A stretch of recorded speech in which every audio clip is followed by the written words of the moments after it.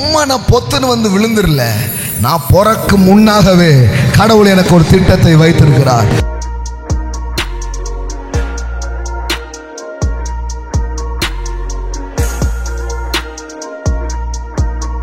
நான் உன்னை தாயின் வயிற்றில் உருவாக்கும் முன்னே உன்னை அறிந்தேன். உருவான பிறகா உருவாக்கும் முன்னேவா? நம்ம பாருங்க வயிற்றில் இருக்கும்போது பேசிட்டு இருக்கிற, இங்கே வெளியில் வந்தாலே நம்மளை பற்றி நிறைய பேருக்கு புரிய மாட்டேங்குது. உங்களை நல்லா புரிஞ்சு உங்களை அனுப்பின ஒரு தேவன் ஒருவர் இருக்கிறார். ஆமாம்.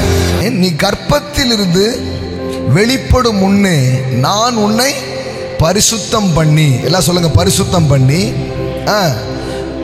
உன்னை ஜாதிகளுக்கு தீர்க்கதரிசியாக கட்டளையிட்டேன் என்று சொன்னார். நல்ல தட்டுங்கய்யா.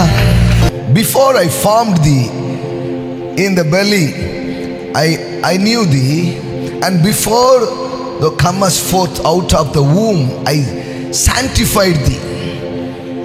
I sanctified thee and I ordained thee a prophet unto the nation. எல்லாம் சொல்லுங்க, sanctified, ordained. sanctified என்ன? தமிழ்ல பரிசுத்தம் பண்ணினேன்றத என்ன பண்றது? sanctified. ordained என்ன? அதாவது ஒரு விஷயத்துக்காக ஒருத்தரை ரெடி பண்ணி அந்த விஷயத்துல ஒருத்தரை என்ன பண்றது? நம்மளுக்கு புரிஞ்சுற மாதிரி சொன்னா அப்பாயின்மெண்ட் வச்சு உட்கார வைக்கிறது. இன்று முதல் இவர் இப்படி என்று அறிவிக்கிறோமே, அதை தான் sanctified and ordained. எல்லாம் சொல்லுங்க, ordained. ஆமென். இப்போ இவரை போதகராக ஆர்டைன் பண்ணுகிறோம். இவரை நம்ம போதகர் மட்டும் ஆர்டைன் பண்ணல, இவரை பிஸ்னஸ் மேனாக ஆர்டைன் பண்ணுகிறோம்.